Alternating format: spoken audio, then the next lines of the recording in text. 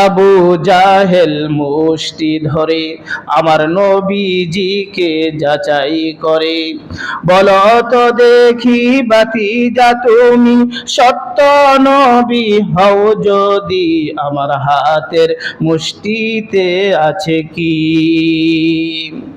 আবু জাহেল হাতের মুষ্টি ধরে মুহাম্মদ সাল্লাল্লাহু আলাইহি ওয়াসাল্লামকে বলে, হে মুহাম্মদ, আমার হাতের মুষ্টিতে কি আছে বলে দাও।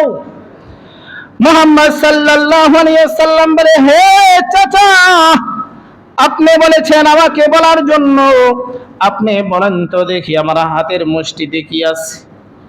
মুহাম্মদ সাল্লাল্লাহু আলাইহি ওয়াসাল্লাম বলে, চাচা, হাতের মুষ্টিতে যেটা আছে সেটাই বলবে না আমি বলবো।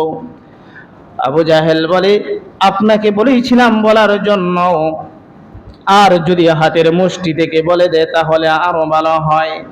আল্লাহ তাআলার মর্জি হলো, আমার নবীজির যাচাই হলো।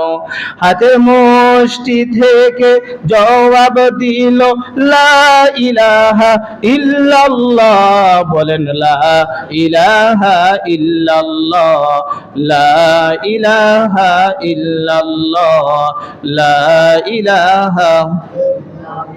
আল্লাহর রাসূল বিশ্বনবী যখন হাতের মুষ্টি থেকে সাক্ষী দিয়ে দিছে, আবু জাহেল এখন বলে, মুহাম্মদ কত বড় জাদুঘর, মুহাম্মদ হাতের মুষ্টিতে যা আছে তাহাও আবার বলে দিয়েছে, মুহাম্মদ তো বড় জাদুঘর।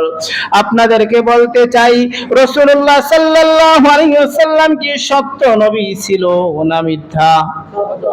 আমার রাসূলকে বলে জাদুঘর, আমার রাসূলকে বলে পাগল, আমার রাসূলকে বলে মাতাল, আমার রাসূলকে বলে কবি।